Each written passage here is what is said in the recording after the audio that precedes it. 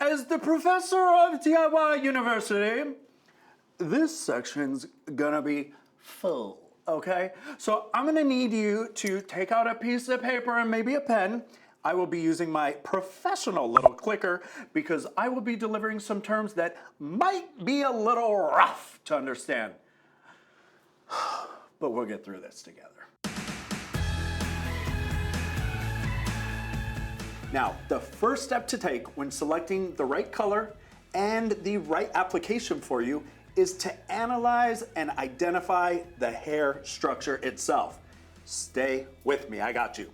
Really, really vital, going back to that consultation, to have an understanding of all this because it helps you establish and define what you are going to need when you go shopping. So hair texture is identifying what your hair type is. Are you straight, wavy, curly, coily, kinky?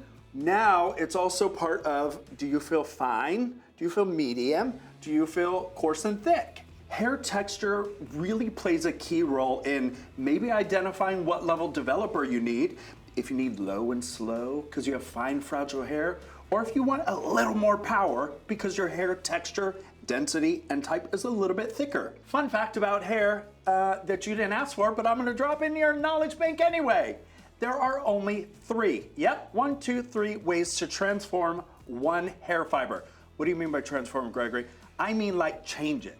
Like take it from straight to wavy or brown to black or, blonde to pink. There's only three ways, and that is through heat. That's right, flat irons, curling irons, hot rollers, pressing combs, whatever it is, heat can break hair and change and rearrange the bonds. Chemicals, so we're talking hair color, perms, relaxers. That's a way to break open that cuticle and shake around this cortex. And also water. Curly girls, you're gonna know what I'm talking about. If you've ever had a blowout, you walked out and all of a sudden the moisture is coming, clouds are arriving, you know what I'm talking about. This is when you run for the car because bing, she's gonna come back. So those are the three ways that you can transform hair. That's it. Hair density is the amount of hair that you have growing out of 1 square inch. This is super, super important because you need to know how much color you're gonna get. I like to do a little ponytail test because this helps you visually identify if you're fine, medium, or thick. Also super important. Now, this really is just taking like a square inch and seeing how many hairs come out of that square inch. Let me back it up for you. You could have really thick hair. Each piece is really thick and round, right? Really thick and coily. In that square inch, you may only have 25 pieces of hair. Now on the flip of that, you could have super silky fine hair, but in that one little square inch, you have 250 pieces. So you can have fine hair and texture that's very, very dense. I think all too often it gets a little bit confusing to define those two terms, but it's really important that you know and understand them because texture is texture and density is density. The amount you have growing out of your head. We're gonna have a little visualization moment, okay? Close your eyes. Are they closed? Okay. Think of a lake. We're sitting by a lake. Yes, I have SPF 50 on. We're sitting by a lake, okay? Oh, there's Mama Duck, and you see all of her ducks coming with her, and they hop on the water, and they somehow seem to float. Why does that duck stay above the water? Because it's super, super dense, and the feathers have a low porosity. Your hair is similar, but your hair can also have the porosity of a sponge, meaning if you dropped the sponge on that beautiful lake we're sitting here soaking up the sun around, and it takes on water, you're gonna have that little Titanic moment. Y'all be going under, okay? Because your hair is super porous, it takes on moisture and falls to the bottom.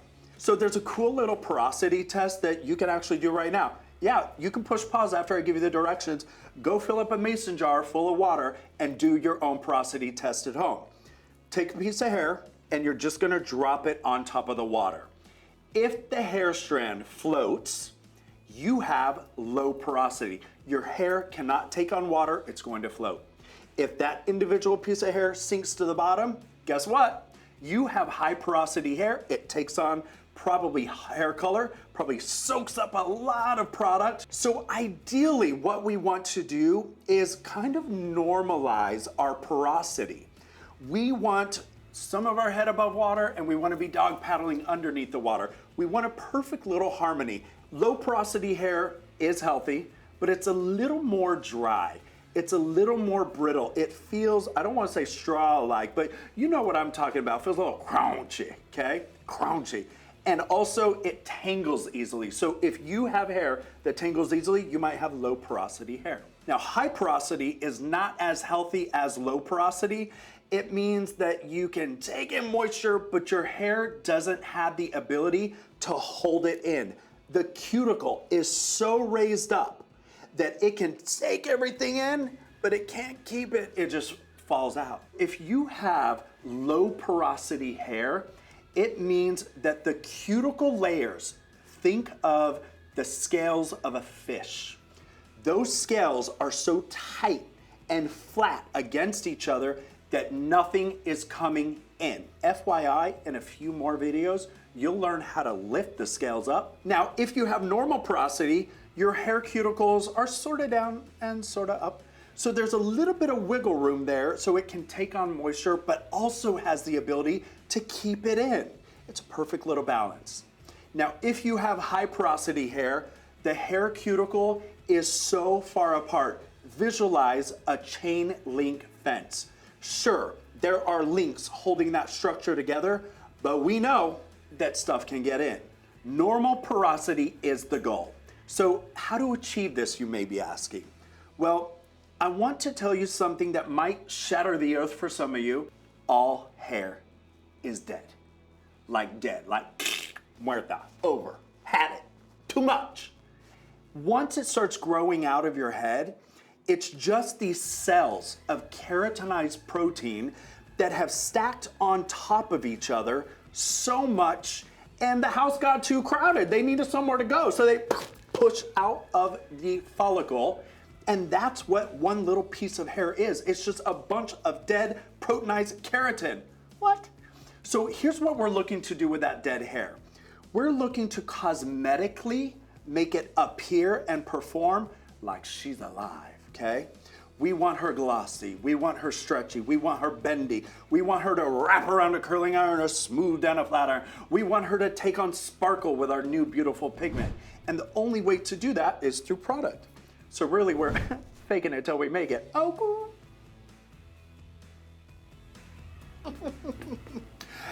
To get in on all the good, make sure you tap here, maybe like here, or subscribe over here.